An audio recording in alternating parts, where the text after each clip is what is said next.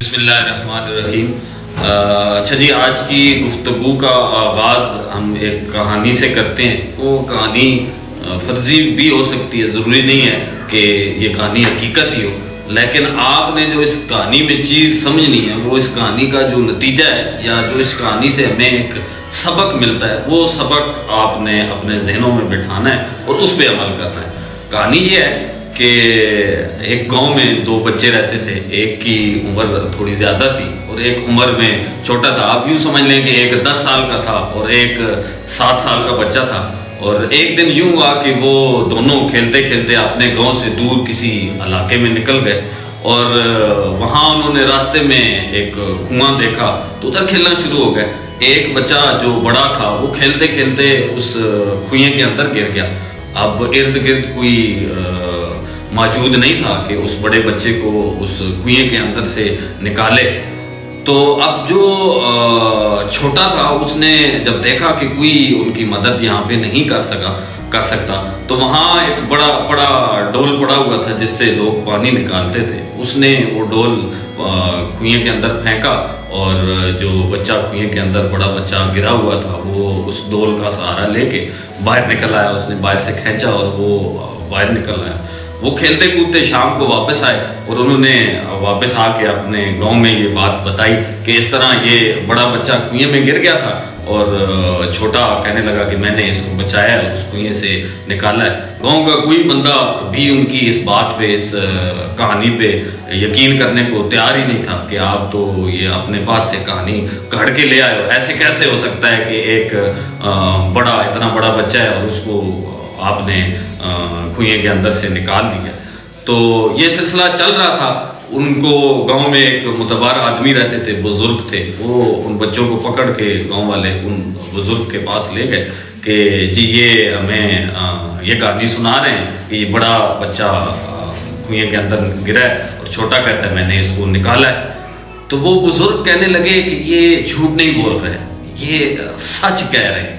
لوگ بڑے حیران ہوئے اور لوگ اس بابا جی کو کہنے لگے کہ بابا جی آپ بھی ان کے ساتھ مل گئے ہیں، یہ کیسے ہو سکتا ہے؟ ہمیں بتائیں تو صحیح کہ یہ کیسے ممکن ہے کہ ایک چھوٹا 7 سال کا 6 سال کا بچہ ایک 10 سال کے بچے کو کنویں کے اندر سے نکال لے۔ تو بابا جی نے وہاں پہ بڑے تاریخی الفاظ کہے جو یاد رکھنے کے قابل ہیں، جن کے اندر ایک سبق چھپا ہوا ہے۔ وہ یہ تھے کہ جب یہ بڑا بچہ پانی کے اندر گرا ہوا تھا، کنویں کے اندر گرا ہوا تھا اور چھوٹا اس کو نکال رہا تھا، تو تم سارے وہاں پہ موجود نہیں تھے۔ تم سارے وہاں پہ موجود ہوتے تو وہاں سے تم یہی آوازیں لگا رہے ہوتے کہ تم اس کو نکال نہیں سکتے، تو واقعی وہ اس کو اس کے اندر سے کنویں کے اندر سے نہ نکال سکتا۔ تو یہ کہانی سنانے کا مقصد یہ ہے کہ ہم جب اپنے کسی آئیڈیا کے اوپر کام کرتے ہیں، جب ہم کچھ کرنا چاہتے ہیں، جب ہم اپنی اندر کی جو آواز ہوتی ہے، جو ہماری اندر کی پکار ہوتی ہے، جو ہمارے اندر کا آئیڈیا ہوتا ہے، جب ہم اس کے اوپر ورک کرتے ہیں اور ہم اپنی یہ بات کسی دوست کو، کسی رشتہ دار کو یا کہیں پبلک میں کرتے ہیں تو لوگ ہمارا مذاق اڑاتے ہیں۔ لوگ کہتے ہیں کہ یہ تو ہو ہی نہیں سکتا، ایسے کیسے ممکن ہے، ایسا ہو ہی نہیں سکتا۔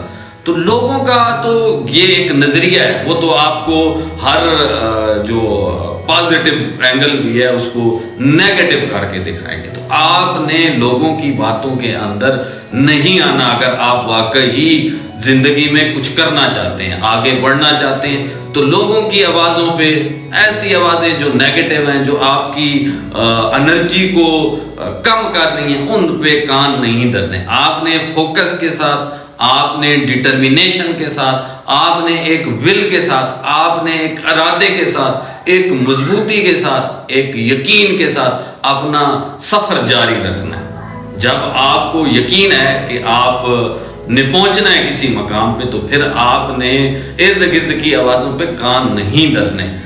بقول واصف علی واصف کہ بڑے منزلوں کے جو مسافر ہوتے ہیں وہ چھوٹے جھگڑوں میں نہیں پڑا کرتے۔ اشفاق احمد فرماتے ہیں کہ جس نے دور جانا ہوتا ہے وہ راستے کے کتوں کی پرواہ نہیں کرتا۔ راستے کے کتوں کی پرواہ سے مراد یہ ہے کہ جب آپ نے لمبا سفر اختیار کرنا ہے تو پھر آپ کی انرجی کو ڈاؤن کرنے کے لیے، آپ کو کرٹیسائز کرنے کے لیے، آپ کا حوصلہ چھیننے کے لیے بہت سارے عوامل آپ کے راستے میں آئیں گے جو آپ کو ڈی موٹیویٹ کریں گے۔ تو آپ نے اپنی اس کاز کے ساتھ، اپنے اس ویژن کے ساتھ، اپنے اس فوکس کے ساتھ جڑے رہنا ہے اور ارد گرد کی آوازوں کو نہیں سننا۔ اور واقعی اگر آپ سچے ہوئے تو اللہ تعالیٰ آپ کو اس چیز کا ضرور اجر عطا کرے گا اور آپ کو اس مقام پہ ضرور پہنچا کے رہے گا جو مقام آپ اچیو کرنا چاہتے ہیں، جو مقام آپ حاصل کرنا چاہتے ہیں۔